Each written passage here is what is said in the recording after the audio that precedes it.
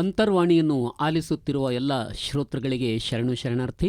ಎಂದಿನಂತೆ ನಾನು ಶಿವರಾಜ್ ಶಾಸ್ತ್ರಿ ಅಂತರ್ವಾಣಿ ಸ್ಟುಡಿಯೋದಲ್ಲಿ ತಮ್ಮೊಂದಿಗೆ. ಈ ನಮ್ಮ ಆರೋಗ್ಯವಾಣಿ ಕಾರ್ಯಕ್ರಮದಲ್ಲಿ ಇಂದು ಒಬ್ಬ ತಜ್ಞ ವೈದ್ಯರು ನಮ್ಮೊಂದಿಗಿದ್ದಾರೆ. ಅವರೇ ಶ್ರೀ ಡಾಕ್ಟರ್ ಈರಣ್ಣ ಹೀರಾಪುರ್ ಸರ್ ಇದ್ದಾರೆ. ಇವರ ವಿಶೇಷತೆ ಏನಂತಂದರೆ ವೈದ್ಯಕೀಯ ವೃತ್ತಿ ಮತ್ತು ಸಮಾಜ ಸೇವೆ ಮತ್ತು ಸ್ನೇಹಜೀವಿ. ಇವರು ಬಹಳ ಸಜ್ಜನಿಕೆಯಿಂದ ವೈದ್ಯಕೀಯ ವೃತ್ತಿಯನ್ನು ಮಾಡ್ತಾ ಇದ್ದಾರೆ.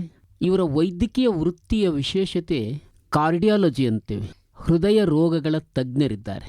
ಇಂಥ ವಿಶೇಷವಾದಂಥ ಸೇವೆಯಲ್ಲಿ ತೊಡಗಿರುವ ಡಾಕ್ಟರ್ ಈರಣ್ಣ ಹೀರಾಪುರ್ ಸರ್ ಅವರಿಗೆ ಅಂತರ್ವಾಣಿಗೆ ಸುಸ್ವಾಗತ ಮಾಡ್ತಾ ಇದ್ದೀವಿ. ನಮಸ್ಕಾರ ಸರ್. ನಮಸ್ಕಾರ ಸರ್, ಎಲ್ಲರಿಗೂ ನಮಸ್ಕಾರ ಸರ್. ತಮ್ಮ ಬಗ್ಗೆ ಒಂದಷ್ಟು ಪರಿಚಯಾತ್ಮಕವಾದಂಥ ಮಾತುಗಳು, ತಮ್ಮ ವಿದ್ಯಾಭ್ಯಾಸ ಕುರಿತಾಗಿ ಒಂದೆರಡು ಮಾತು. ನಾನು ಡಾಕ್ಟರ್ ಈರಣ್ಣ ಎಸ್ ಹೀರಾಪುರ್ ಅಂಥೇಳಿ ಹೃದ್ರೋಗ ತಜ್ಞನಾಗಿ ಕಳೆದ 11 ವರ್ಷದಿಂದ ಗುಲ್ಬರ್ಗದಲ್ಲಿ ನನ್ನ ಸೇವೆಯನ್ನು ಸಲ್ಲಿಸ್ತಾ ಇದ್ದೇನೆ. ನಾನು ಒಂದು ಚಿಕ್ಕ ಹಳ್ಳಿಯಲ್ಲಿ ಹುಟ್ಟಿದ್ದು ಬೆಳೆದಿದ್ದು, ಒಂದು ಕಾರಬೋಸ್ಗ ಅಂಥೇಳಿ.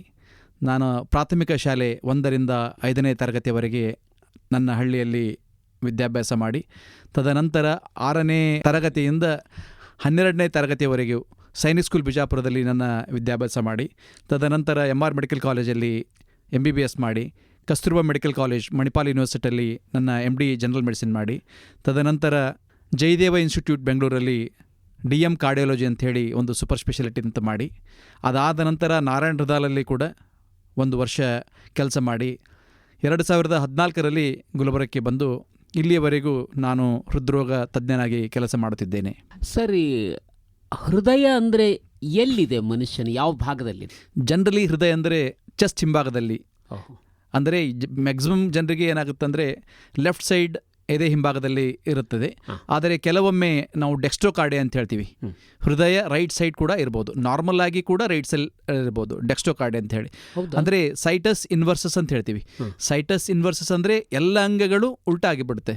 ಅಂದರೆ heart right side left side ಇರೋ ಬದಲು right side, liver right side ಇರುವ ಬದಲು left side, spleen left side ಇರೋ ಬದಲು ರೈಟ್ ಸೈಡು. ಆ ಥರ ಎಲ್ಲ ಆರ್ಗನ್ಗಳು ತಮ್ಮ ನಾರ್ಮಲ್ ಪೊಸಿಷನ್ಗಿಂತ ಉಲ್ಟಾ ಆದಾಗ, ರಿವರ್ಸ್ ಆದಾಗ ಅದಕ್ಕೆ ನಾವು ಸೈಟಸ್ ಇನ್ವರ್ಸಸ್ ಅಂತ ಹೇಳ್ತೀವಿ. ಆ ಸೈಟಸ್ ಇನ್ವರ್ಸಸ್ ಅಂದರೆ 1,000 ಜನರಲ್ಲಿ ಒಬ್ಬಿಬ್ಬರಿಗೆ ಇರಬಹುದು. ಆವಾಗ ಹಾರ್ಟು ರೈಟ್ ಸೈಡ್ ಇದ್ದರೆ ಕೂಡ ನಾರ್ಮಲ್ ಆಗಿ ಕೆಲಸ ಮಾಡ್ತಾ ಇರ್ತದೆ. ಈಗ ರೈಟ್ ಸೈಡ್ ಒಂದು ವೇಳೆ ಹಾರ್ಟ್ ಹೋಯ್ತು, ಬಲಭಾಗದಲ್ಲಿ ಹೋಯ್ತು ಅಂದರೆ ಅದಕ್ಕೆ ಮತ್ತೆ ಎಡಭಾಗದಲ್ಲಿ ತರಬಹುದಾ ತಾವು? ಇಲ್ಲ, ಇದು ತರಲಿಕ್ಕೆ ಆಗೋದಿಲ್ಲ ಸರ್. ಆದರೆ ಡೆಕ್ಸ್ಟ್ರೋಕಾರ್ಡಿಯಾ ಅಂದರೆ ಸೈಟಸ್ ಸಾಲಿಟಸ್ ಇದ್ದು, ಅಂದರೆ ಎಲ್ಲ ಆರ್ಗನ್ಗಳು ನಾರ್ಮಲ್ ಪೊಸಿಷನ್ದಲ್ಲಿದ್ದು ಆಮೇಲೆ ಡೆಕ್ಸ್ಟ್ರೋಕಾರ್ಡಿಯಾ ಇದ್ದರೆ ರೈಟು ಸೈಡಿಗೆ ಹಾರ್ಟ್ ಇದ್ದರೆ ಅದು ಪ್ರಾಬ್ಲಮ್ ಇರುತ್ತೆ. ಅದರಲ್ಲಿ ಜನರಲಿ ಯಾವುದಾದ್ರೂ ರಂಧ್ರ ಇರುವುದು, ಅಥವಾ ವಾಲಲ್ಲಿ ಬ್ಲಾಕೇಜ್ ಇರುವುದು, ಅಥವಾ ಹೃದಯ ಬಡಿತ ಕಮ್ಮಿ ಇರುವುದು, ಅಥವಾ ಹಾರ್ಟ್ ಪಂಪಿಂಗ್ ಕೆಪಾಸಿಟಿ ಕಡಿಮೆ ಇರುವಂಥ ಸಿಚುವೇಶನ್ ಆಗಬಹುದು. ಹೃದಯ ಬಲಭಾಗದಲ್ಲಿದ್ರೂ ಅದರ ಕೆಲಸಕ್ಕೇನು ತೊಂದರೆ ಇಲ್ಲ ಅಂತೀರ? ಸೈಟಸ್ ಇನ್ವರ್ಸಸ್ ಅಂತ ಎಲ್ಲ ಆರ್ಗನ್ಸು ರಿವರ್ಸ್ ಆದರೆ ಕೆಲಸಕ್ಕೆ ಯಾವುದೇ ಥರ ತೊಂದರೆ ಇರೋದಿಲ್ಲ.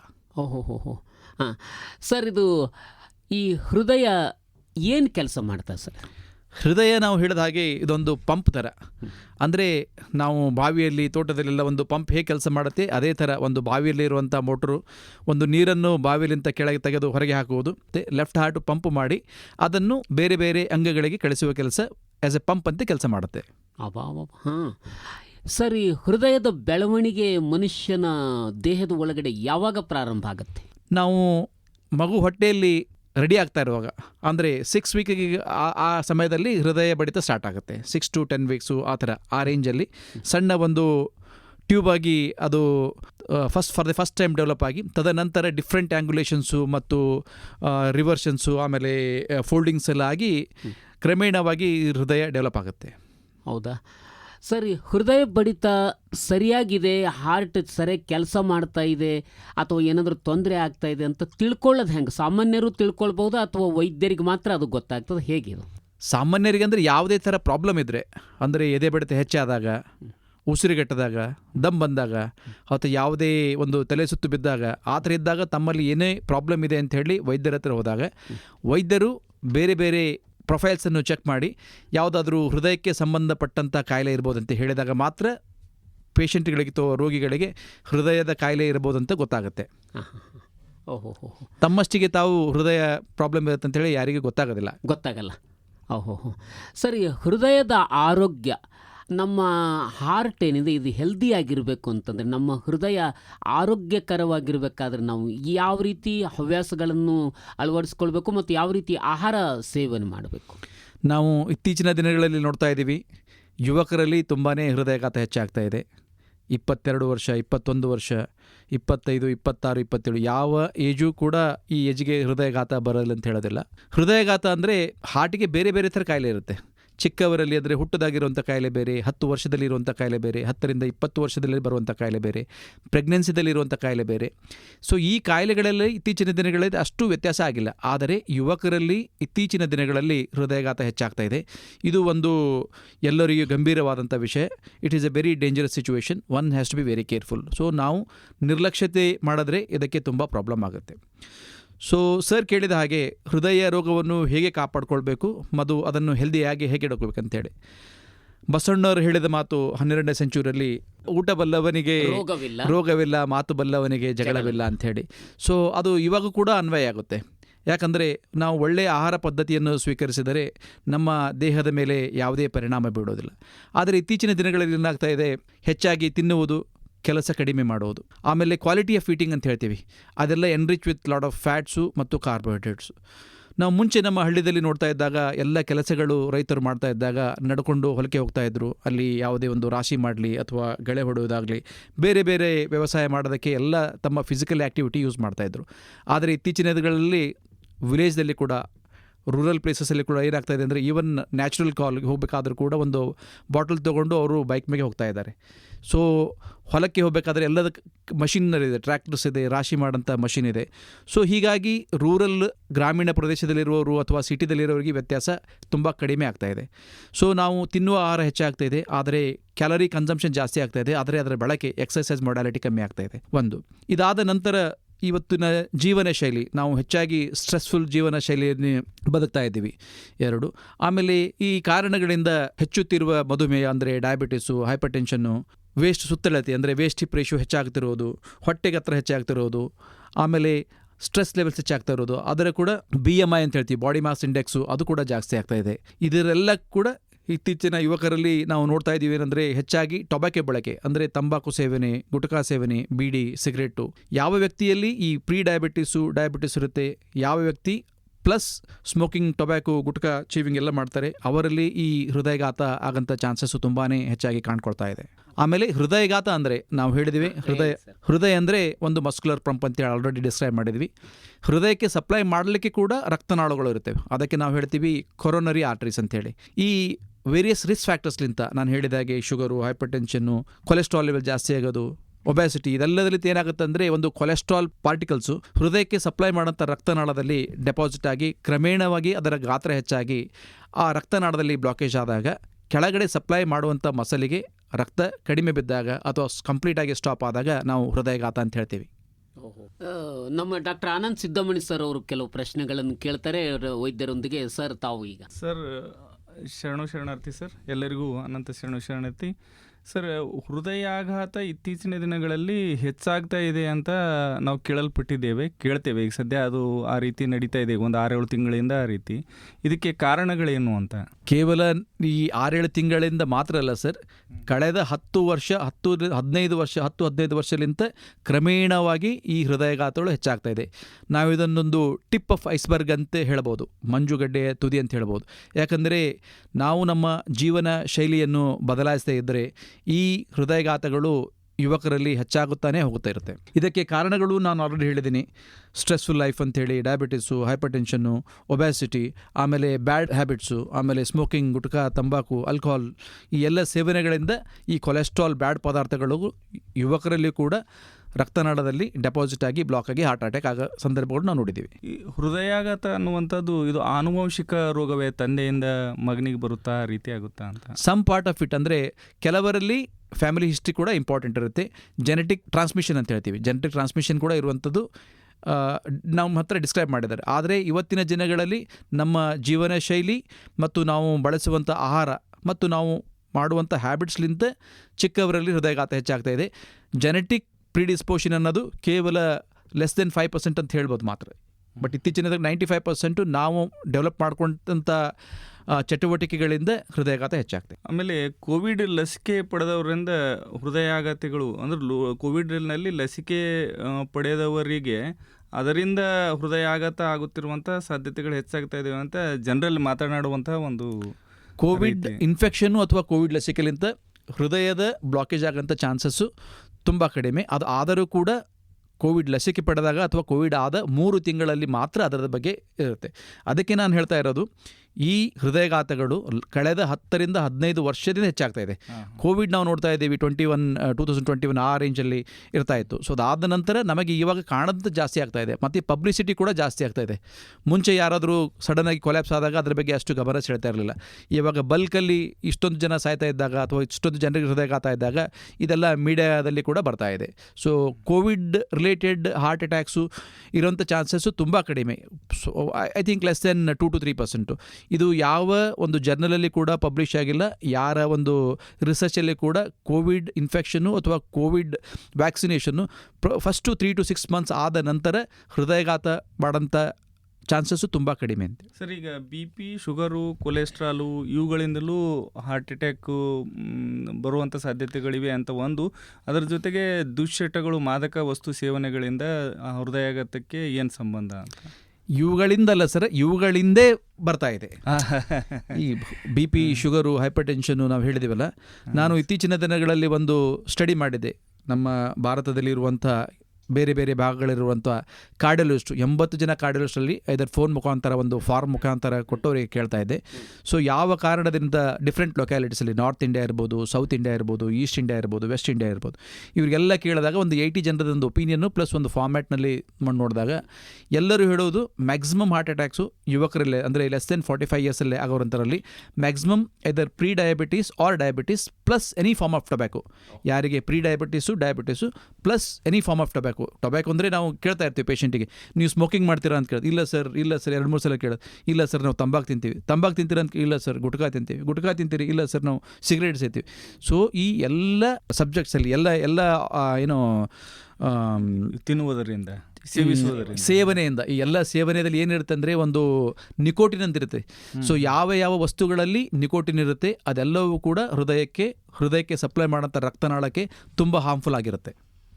ಈಗ ವೈದ್ಯರು ಇವತ್ತು ಬಹಳ ವಿಶೇಷವಾಗಿ ಅವರ ಭಾಷೆಯೂ ಬಹಳ ಚೆನ್ನಾಗಿದೆ, ಅವರ ಜ್ಞಾನವೂ ಬಹಳ ಚೆನ್ನಾಗಿದೆ. ಡಾಕ್ಟರ್ ಆನಂದ್ ಸಿದ್ದಾಮಣಿ ಅವರು ಕರ್ಕೊಂಡು ಬಂದಿದ್ದಾರೆ. ವೈದ್ಯರು ನಿರರ್ಗಳವಾಗಿ ಮಾತಾಡ್ತಾ ಇದ್ದಾರೆ. ಸರ್, ಈಗ ಒಂದು ಪ್ರಶ್ನೆ ಏನಂದರೆ, ಎಣ್ಣೆ ಹೆಚ್ಚಿಗೆ ಬಳಸೋದ್ರಿಂದ, ತುಪ್ಪ ಬಳಕೆ ಮಾಡೋದ್ರಿಂದ ಹಾರ್ಟ್ ಅಟ್ಯಾಕ್ ಆಗುತ್ತೆ ಅಂತಾರೆ. ಇದು ಎಷ್ಟು ಮಟ್ಟಿಗೆ ಸತ್ಯ? ಇದು ಸತ್ಯ ಇದೆ. ಇದು ಎಣ್ಣೆ ತುಪ್ಪ ಎರಡರಿಂದ ಆಗ್ಬೋದು, ಆದರೆ ಅದರ ಪ್ರಮಾಣ ಹೆಚ್ಚಿಗಿದ್ದಾಗ. ಸಮ್ ಅಮೌಂಟ್ ಆಫ್, ಈಗ ನಾವು ಘೀ ಅನ್ಬೋದು, ಸ್ವಲ್ಪ ಎಣ್ಣೆ ಬೇಕಾಗುತ್ತೆ ಬಾಡಿಗೆ. ಬಟ್ ನಾವು ಏನು ಮಾಡ್ತಾ ಇದ್ದೇವೆ, ದಾಬಾಗೆ ಹೋದರೆ ಎಲ್ಲ ಕರೆದು ನಮಗೆ ಟೇಸ್ಟಿ ಹತ್ತೋದೆಲ್ಲ ಡಿಸ್ಫಂಕ್ಷನ್, ಅಂದರೆ ಏನೋ ಬ್ಯಾಡ್ ಅಂತೇಳಿ ನಾವು ಟೇಸ್ಟಿ ಹತ್ತೋದು ಎಲ್ಲನೂ ಕೂಡ ನಮ್ಮ ಹೃದಯಕ್ಕೆ ಅಥವಾ ಬೇರೆ ಬೇರೆ ಆರ್ಗನ್ಸ್ಗೆ ಕೆಟ್ಟದಾಗುತ್ತೆ. ಕರಿದಿ ಬಜಿ ಇರ್ಬೋದು, ಕರಿದಿ ಸಮೋಸ ಇರ್ಬೋದು, ಅಥವಾ ಕರಿದಿ ಜಿಲೇಬಿ ಇರ್ಬೋದು, ಯಾವುದೇ ಥರ. ಬಟ್ ಇದರ ಪ್ರಮಾಣ ಕಡಿಮೆ ಇದ್ದರೆ ಅದಕ್ಕೆ ಅಷ್ಟೇನು ಇದು ಆಗೋದಿಲ್ಲ. ಆಮೇಲೆ ಈ ಪದಾರ್ಥಗಳಲ್ಲಿ 4 white ಪಾಯ್ಸನ್ಸ್ ಅಂತ ಹೇಳ್ತೀವಿ ನಾವು. ಒಂದು ಶುಗರು, ಇನ್ನೊಂದು ಸಾಲ್ಟು, ಇನ್ನೊಂದು ಮೈದಾ, ಇನ್ನೊಂದು ರೈಸು.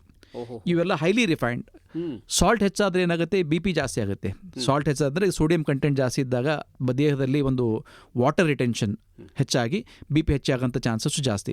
ಈಗ ಶುಗರ್ ಜಾಸ್ತಿ ಆದಾಗ, ಕ್ರಮೇಣವಾಗಿ ಶುಗರ್ ಜಾಸ್ತಿ ಇದ್ದಾಗ ಏನಾಗುತ್ತೆ ಅಂದರೆ, ನಾರ್ಮಲ್ ಇದ್ದಾಗ ಪ್ಯಾಂಕ್ರಿಯಾಸ್ನಿಂದ ಒಂದು ಬೀಟಾ ಸೆಲ್ಸ್ ಅಂತ ಇರುತ್ತೆ, ಅದು ಇನ್ಸುಲಿನ್ ಸೆಕ್ರೀಟ್ ಮಾಡಿ ನಮಗೆ ಬೇಕಾದಂಥ ಶುಗರು ಅದನ್ನು ಯೂಸ್ ಮಾಡಿ ಬಿಡುತ್ತೆ. ಆದರೆ ನಾವು ಶುಗರ್ ಹೆಚ್ಚಾಗಿ ತಿಂತಾನೆ ಇದ್ರೆ ಏನಾಗುತ್ತೆ ಅಂದರೆ, ಅದರ ಸೆಕ್ರೀಟ್ ಮಾಡೋಂಥ ಅದರ ಕೆಪಾಸಿಟಿ ಕಡಿಮೆ ಆಗ್ತಾ ಹೋಗುತ್ತೆ, ಯಾವುದು beta cells of pancreas. So ಅದಕ್ಕೆ ಒಂದು ಸಲ ಅದು ಇನ್ಸುಲಿನ್ ಸೆಕ್ರೀಟ್ ಮಾಡದೇ ಬಿದ್ದರೆ ಅದು ಶುಗರ್ ಲೆವೆಲ್ ಜಾಸ್ತಿ ಆಗುತ್ತೆ. ಶುಗರ್ ಲೆವೆಲ್ ಜಾಸ್ತಿ ಆದಾಗ ಈ ಕೊಲೆಸ್ಟ್ರಾಲ್ ಡೆಪಾಸಿಟ್ ಆಗೋದು ಬೇರೆ ಬೇರೆ ಕಣ್ಣಿನ ಮೇಲೆ ಇರ್ಬೋದು, ಹೃದಯ ಮೇಲೆ ಇರ್ಬೋದು, ಕಿಡ್ನಿ ಮೇಲೆ, ಬ್ರೈನಿನ ಮೇಲೆ, ಎಲ್ಲದರ ಮೇಲೆ ಎಫೆಕ್ಟ್ ಆಗುತ್ತೆ.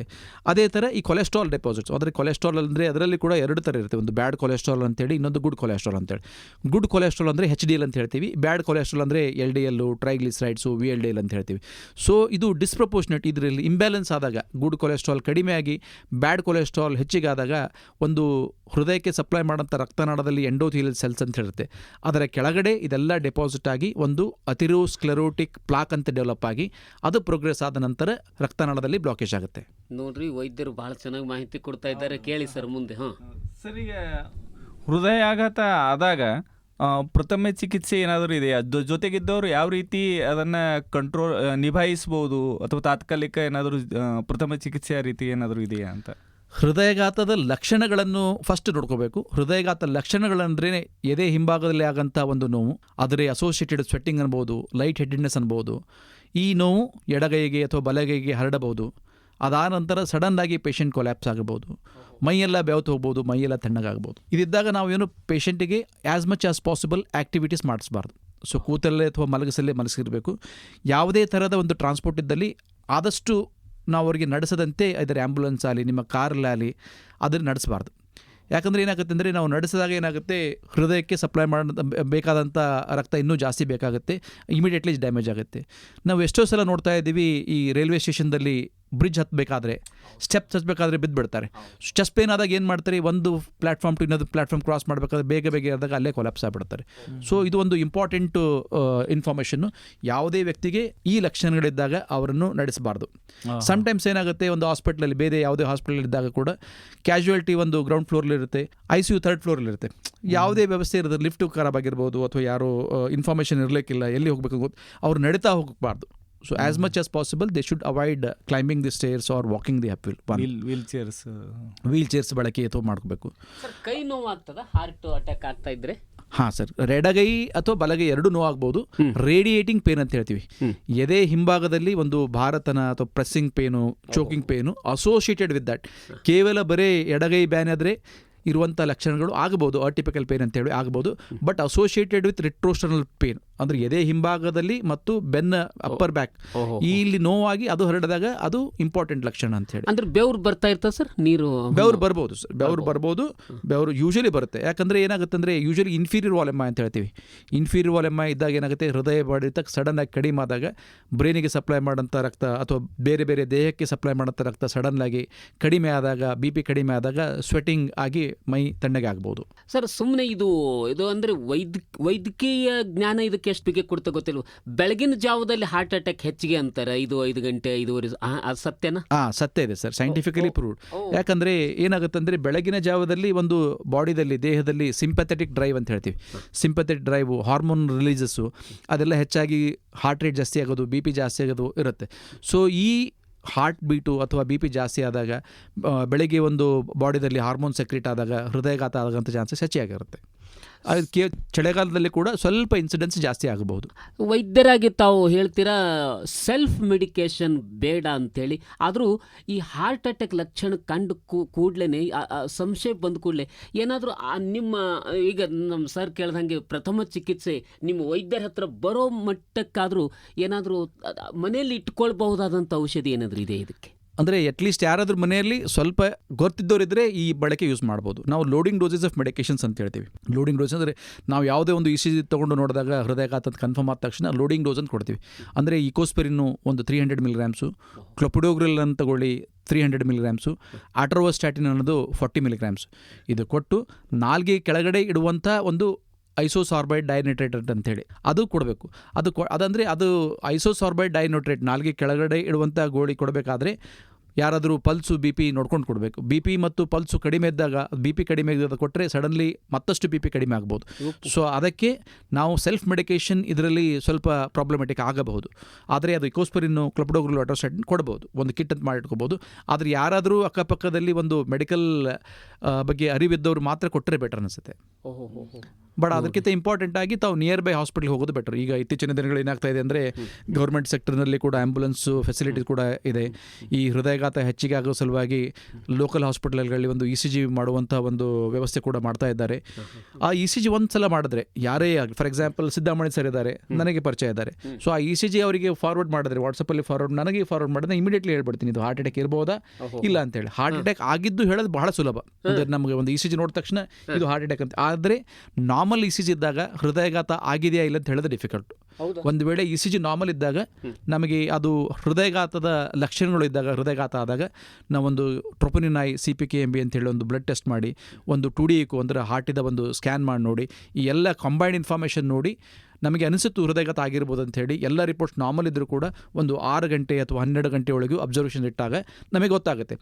ಸ್ವಲ್ಪ ಜನರಿಗೆ ಏನಾಗುತ್ತೆ ಅಂದರೆ ನಾವು ಇ ಸಿ ಜಿ ಮಾಡಿದ ತಕ್ಷಣ ನಾರ್ಮಲ್ ಇದೆಲ್ಲ ಸರ್ ಹೋಗ್ಬಿಡ್ತಾರೆ, ಬಟ್ ಆ ಥರ ಇರೋದಿಲ್ಲ. ಸೊ ಇನಿಷಿಯಲ್ ಸ್ಟೇಜಸಲ್ಲಿ ನಾವು ಮಾಡಿದಂಥ ರಿಪೋರ್ಟ್ಸು ಇ ಸಿ ಜಿ ಕೂಡ ನಾರ್ಮಲ್ ಬರ್ಬೋದು, ಆ cardiac enzymes troponin I CPKMB ಕೂಡ ನಾರ್ಮಲ್ ಬರ್ಬೋದು, ಇಕೋನು ನಾರ್ಮಲ್ ಇರ್ಬೋದು. ಆ ಥರ ಇದ್ದಾಗ ನಾವು ಒಂದು ಸಂಶಯ ಇರುತ್ತೆ ನಮಗೆ, ಈ ಪೇಷಂಟಿಗೆ ಯಾಕೋ ಹೃದಯಘಾತದ ಲಕ್ಷಣಗಳಿದೆ, ಆಗಂಥ ಲಕ್ಷಣಗಳಿದೆ, ಎದೆ ಹಿಂಭಾಗದಲ್ಲಿ ನೋವಾಗ್ತಾ ಇದೆ, ಟಿಪಿಕಲ್ ಪೇನ್ ಅಂತ ಹೇಳ್ತೀವಿ. ಈ ಟಿಪಿಕಲ್ ಪೇನ್ ಇದ್ದಾಗ ನಾವು ಪೇಷಂಟಿಗೆ ವೆಯ್ಟ್ ಮಾಡ್ಲಿಕ್ಕೆ ಹೇಳ್ತೀವಿ. ಆದರೆ ಈ ಮಿಸ್ಇನ್ಫಾರ್ಮೇಷನ್ ಕೆಲವೊಂದು ಸಲ ಈಗ ನಾನು ಹೇಳಲೇಬೇಕು, ಇತ್ತೀಚಿನ ದಿನಗಳಲ್ಲಿ ರೋಗಿಗಳಿಗೆ ಮತ್ತು ವೈದ್ಯರಲ್ಲಿ ಲಾಟ್ ಆಫ್ ಮಿಸ್ಅಂಡರ್ಸ್ಟ್ಯಾಂಡಿಂಗ್, ಮಿಸ್ಟ್ರಸ್ಟ್ ಇದೆ. ಏನಂತ ಇದ್ದಾರೆ, there is a lot of gap. ಅಂದರೆ ಕೇವಲ ದುಡ್ಡಿಗೋಸ್ಕರ ಇವರು ಹಾಸ್ಪಿಟಲಲ್ಲಿ ಸ್ಟೇ ಪ್ರೊಲಾಂಗ್ ಮಾಡ್ತಾ ಇದ್ದಾರೇನು, ನೆಸೆಸರಿ ಆದಂಥ ಟೆಸ್ಟ್ ಯಾಕೆ ಮಾಡ್ತಾ ಇದ್ದಾರೆ, ಆಮೇಲೆ 6 ಅವರ್ಸ್ ಆದ ನಂತರ ಯಾಕೆ ಟೆಸ್ಟ್ ಮಾಡ್ತಾ ಇದ್ದಾರೆ ಅಂಥೇಳಿ. ಸೊ ಹೃದಯ ಸ್ಪೆಷಲಿ ಬೇರೆ ಕಾಯಿಲೆಗಳಿಗೆ ತಾವು ರಿಸ್ಕ್ ತೊಗೋಬೋದು, ಆದರೆ ಹೃದಯ ಕಾಯಿಲೆ ಅಂತ ಸಸ್ಪಿಷನ್ ಮಾಡಿದಾಗ ನೀವು ಯಾರೇ ವೈದ್ಯರಿಗಲ್ಲಿ 100% ಭರವಸೆ ಮಾಡಿದ್ರೆ ವೈದ್ಯರು ಕೂಡ ನಿಮ್ಮ ಮೇಲೆ ಆದಷ್ಟು ಬೆಸ್ಟ್ ಪಾಸಿಬಲ್ ಟ್ರೈ ಮಾಡ್ತಾರೆ. ಬಹಳ ಒಳ್ಳೆ ವಿಷಯವನ್ನು ಹೇಳ್ತಾ ಇದ್ದಾರೆ. ನಂಬಿಕೆ ಇಡ್ರಿ, ವೈದ್ಯರು ಯಾವಾಗಲೂ ನಿಮ್ಮ ರಕ್ಷಣೆ ಮಾಡೋದಕ್ಕೋಸ್ಕರ, ನಿಮಗೆ ಶುಶ್ರೂಷೆ ನೀಡೋದಕ್ಕೋಸ್ಕರವಾಗಿದ್ದಾರೆ ಹೊರತಾಗಿ ಮೋಸ ಮಾಡೋದಕ್ಕಾಗಿ ಅಲ್ಲ ಅನ್ನೋದನ್ನು ಬಹಳ ಒಳ್ಳೆ ರೀತಿ ಒಳಗೆ ಹೇಳ್ತಾ ಇದ್ದಾರೆ ಸರ್. ಈಗ ಸ್ಟಂಟ್ ಹಾಕೋದು ಅಂತ ಕೇಳ್ತಾ ಇದ್ದೀವಿ, ಇದು ಯಾವಾಗ ಹಾಕ್ತೀರಾ? ಈ ಸ್ಟಂಟು ನಾವು 2 ವೇದಲ್ಲಿ ಡಿಫ್ರೆನ್ಷಿಯೇಟ್ ಮಾಡ್ಬೋದು. ನಾನು ಆಗಲೇ ಹೇಳಿದ ಹಾಗೆ ಈ ಹೃದಯಕ್ಕೆ ಸಪ್ಲೈ ಮಾಡೋಂಥ ರಕ್ತನಾಳದಲ್ಲಿ ಬ್ಲಾಕೇಜ್ ಆದಾಗ, ನಾನು ಅಥೆರೋಸ್ಕ್ಲೆರೋಟಿಕ್ ಪ್ಲಾಕ್ ಅಂತ ಹೇಳಿದೆ, ಅದು ಕ್ರಮೇಣವಾಗಿ ಹೆಚ್ಚಾಗಿ ಸಡನ್ನಾಗಿ ಒಂದು ಪಾಯಿಂಟ್ ಆಫ್ ಟೈಮ್ದಲ್ಲಿ ಬಸ್ಟ್ ಆದರೆ, ರಪ್ಚರ್ ಆದರೆ ಅದರ ಮೇಲೆ ರಕ್ತ ಹೆಪ್ಪುಗಟ್ಟಿ ಕೊಟ್ಬಿಡುತ್ತೆ. ಸೊ ಅದಕ್ಕೆ ಬ್ಲಾಕೇಜ್ ಆಗಿಬಿಡುತ್ತೆ, 100% ಬ್ಲಾಕೇಜ್ ಆಗುತ್ತೆ. ನಾವು ಒಂದು ಗಿಡಕ್ಕೆ ಒಂದು ಪೈಪ್ನಿಂದ ನೀರು ಹಾಕ್ತಾ ಇರ್ತೀವಿ, ಆ ಪೈಪ್ನಿಂದ ನೀರು ಕಟ್ ಮಾಡಿದ್ರೆ ಏನಾಗುತ್ತೆ, ಗಿಡ ಕ್ರಮೇಣವಾಗಿ ಒಣಗೋಗ್ಬಿಡುತ್ತೆ. ಅದೇ ಥರ ಹೃದಯದಲ್ಲಿ ಆ ಗಿಡಕ್ಕೆ ನಾವು 1 ವಾರ 15 ದಿನ 1-2 ತಿಂಗಳು ಬಿಟ್ಟಾಗ ಮಾತ್ರ ಗಿಡ ಒಣಗುತ್ತೆ. ಆದರೆ ಹೃದಯಕ್ಕೆ ಸಪ್ಲೈ ಮಾಡೋಂಥ ರಕ್ತನಾಳದ ಬ್ಲಾಕೇಜ್ ಆದಾಗ ವಿತಿನ್ ನಾವು 6 to 12 ಅವರ್ಸಲ್ಲಿ ಅದನ್ನು ಓಪನ್ ಮಾಡದೇ ಇದ್ದರೆ ಕೆಳಗಡೆ ಸಪ್ಲೈ ಮಾಡೋಂಥ ಮಸಲ್ಲು ಪರ್ಮನೆಂಟಾಗಿ ಡ್ಯಾಮೇಜ್ ಆಗಿಬಿಡುತ್ತೆ. ಸೊ ಅದಕ್ಕೆ ಆ್ಯಸ್ ಅರ್ಲಿ ಆಸ್ ಪಾಸಿಬಲ್ ನಾವು ಈ ರಕ್ತನಾಳವನ್ನು ಓಪನ್ ಮಾಡ್ಬೋದು. ಈ ರಕ್ತನಾಳ ಓಪನ್ ಮಾಡಲಿಕ್ಕೆ ನಾವು ಕೆಲವೊಮ್ಮೆ ಲೈಟಿಕ್ ಇಂಜೆಕ್ಷನ್ಸ್ ಅಂತೇಳಿ, ಸ್ಟೆಪ್ಟೋಕೈನೇಸು ಅಥವಾ ಟೆನೆಕ್ಟೆಪ್ರೇಸ್ ಅಂತೇಳಿ. ಆದರೆ ಗೋಲ್ಡ್ ಸ್ಟ್ಯಾಂಡರ್ಡ್ ಟ್ರೀಟ್ಮೆಂಟ್ ಅಂದರೆ ಹೃದಯಘಾತ ಆದಾಗ gold standard treatment, the best treatment ಈ ಅಮೆರಿಕದಲ್ಲಿ, ಯುರೋಪದಲ್ಲಿ ಎಲ್ಲೇ ಮಾಡೋದಂದರೆ ಪ್ರೈಮರಿ ಆಂಜಿಯೋಪ್ಲಾಸ್ಟಿ ಅಂತೇಳಿ. ಇಮಿಡಿಯೇಟ್ಲಿ ಅಂಥ ವ್ಯಕ್ತಿಯನ್ನು ವಿತಿನ್ 120 ಮಿನಿಟ್ಸ್ ಅವರಿಗೆ ಕ್ಯಾಥ್ಲ್ಯಾಬ್ ತೊಗೊಂಡು ಹೋಗಿ ಒಂದು ವೈರ್ ಮುಖಾಂತರ ಹೃದಯಕ್ಕೆ ಸಪ್ಲೈ ಮಾಡೋಂಥ ರಕ್ತನಾಳದಲ್ಲಿ ಹಾಕಿ ಒಂದು ಬಲೂನ್ ಮುಖಾಂತರ ಡೈಲೇಟ್ ಮಾಡಿ ಅದನ್ನು ಸ್ಟೆಂಟ್ ಹಾಕಿದಾಗ ಇಮಿಡಿಯೇಟ್ ಫ್ಲೋ ಬಂದ್ಬಿಡುತ್ತೆ.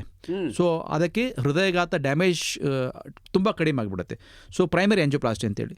ಅದು ಇನ್ನೊಂದು ಸೆಟ್ ಆಫ್ ಪೀಪಲ್ ಹೃದಯಘಾತ ಆಗಬಹುದು ಅಂದಾಗ, ಅಂದರೆ ನಡೆದರೆ ಎದೆ ಹಿಂಭಾಗದಲ್ಲಿ ನೋವು ಬರೋದು, ನಿಂತರೆ ಕಡಿಮೆ ಆಗೋದು, ಮತ್ತೆ ನಡೆದರೆ ಎದೆ ಹಿಂಭಾಗದಲ್ಲಿ ನೋವು ಬರೋದು, ಅದಕ್ಕೆ ನಾವು ಆಂಜೈನಲ್ ಪೇನ್ ಅಂತ ಹೇಳ್ತೀವಿ. ಇದು ಏನು ಹೇಳುತ್ತೆ ಅಂತಂದರೆ 100% ಬ್ಲಾಕ್ ಆಗಿಲ್ಲ, ಆದರೆ ಸಿಗ್ನಿಫಿಕೆಂಟ್ ಬ್ಲಾಕ್ ಇದೆ ಅಂತೇಳಿ, ಮೋರ್ ದೆನ್ 70% ಬ್ಲಾಕೇಜ್ ಇರ್ಬೋದು ಅಂತ. ಅವರಿಗೆ ನಾವು ಎಲೆಕ್ಟಿವಲ್ಲಿ ಆಂಜಿಯೋಗ್ರಾಮ್ ಮಾಡಿ ನೋಡ್ತೀವಿ, ನಾವು ಹೃದಯಕ್ಕೆ ಸಪ್ಲೈ ಮಾಡೋಂಥ 3 ರಕ್ತನಾಳಗಳಲ್ಲಿ, 1 ರಕ್ತನಾಳದಲ್ಲಿ, 2 ರಕ್ತನಾಳದಲ್ಲಿ, 3 ಎಷ್ಟರ ಮಟ್ಟಿಗೆ ಯಾವ ರಕ್ತನಾಳದಲ್ಲಿ ಬ್ಲಾಕೇಜ್ ಆಗಿದೆ ಅಂತೇಳಿ. ಒಂದು ವೇಳೆ 3 ರಕ್ತನಾಳದಲ್ಲಿ ಬ್ಲಾಕೇಜ್ ಆಗಿ ಅವು ಕ್ರಿಟಿಕಲ್ ಇದ್ದು ಅದಕ್ಕೆ ಸ್ಟೆಂಟ್ ಹಾಕದೇ ಇದ್ದಾಗ ನಾವು ಬೈಪಾಸ್ ಆಪರೇಷನ್ ಅಂತ ಹೇಳಿ ಓಪನ್ ಹಾರ್ಟ್ ಸರ್ಜರಿ ಮಾಡೋಕ್ಕೆ ಹೇಳ್ತೀವಿ. ಆದರೆ 1-2 ಜಾಗದಲ್ಲಿ ಸಣ್ಣ ಬ್ಲಾಕೇಜ್ ಇದ್ದಾಗ ಡಿಸ್ಕ್ರೀಟ್ ಬ್ಲಾಕೇಜ್ ಅಂತ ಹೇಳ್ತೀವಿ. ಡಿಸ್ಕ್ರೀಟ್ ಬ್ಲಾಕೇಜ್ ಅಂತ ಇದ್ದಾಗ ಅದಕ್ಕೆ ನಾವು ಈ ಸ್ಟೆಂಟನ್ನು ಹಾಕ್ತೀವಿ.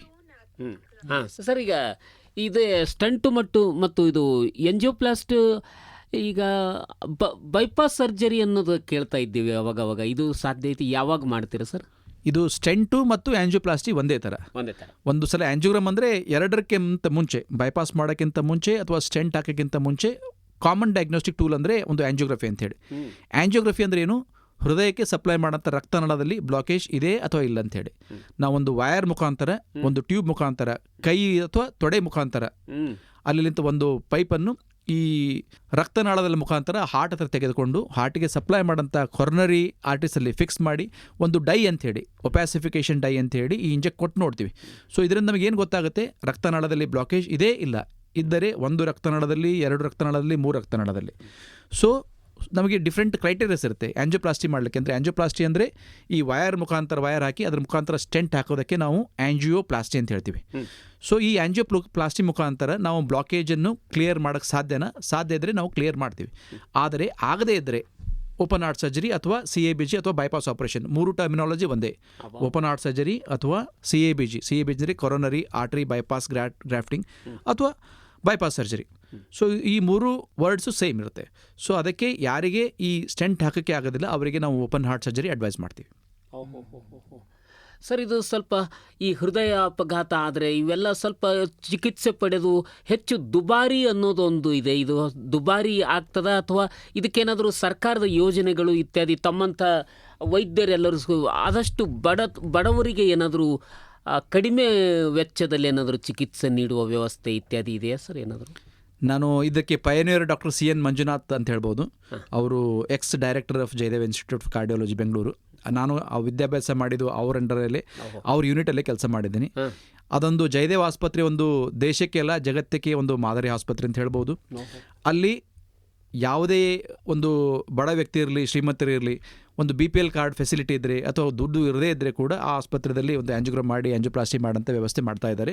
ಮತ್ತು it just not in service oriented, it is also one of the important teaching institute ಅಂತ ಆಗ್ತಾ ಇದೆ. ಸೊ ನಾನು ಹೊರ ಬಂದಿದ್ದು ಅದೇ ಇನ್ಸ್ಟಿಟ್ಯೂಟ್ನಲ್ಲಿ, ಕಲ್ತಿದ್ದು ಅದೇ ಇನ್ಸ್ಟಿಟ್ಯೂಟ್ನಲ್ಲಿ. ಸೊ ಇಂಥವ್ರು ಸುಮಾರು ಸ್ಟೂಡೆಂಟ್ಸ್ ಅಲ್ಲಿಂದ ಬರ್ತಾ ಇದ್ದಾರೆ. ಸೊ ಇದಕ್ಕೆ ತುಂಬ ವ್ಯವಸ್ಥೆ ಇದೆ ಸರ್. ಆದರೆ ಕಾರ್ಡಿಯಾಲಜಿದಲ್ಲಿ ಇದೆಲ್ಲ ನಾವು ಏನಾದರೂ ಟೆಕ್ನಾಲಜಿಯನ್ನು ನಾವು ಇವತ್ತು ಯೂಸ್ ಮಾಡ್ತಾ ಇದ್ದೀವಿ.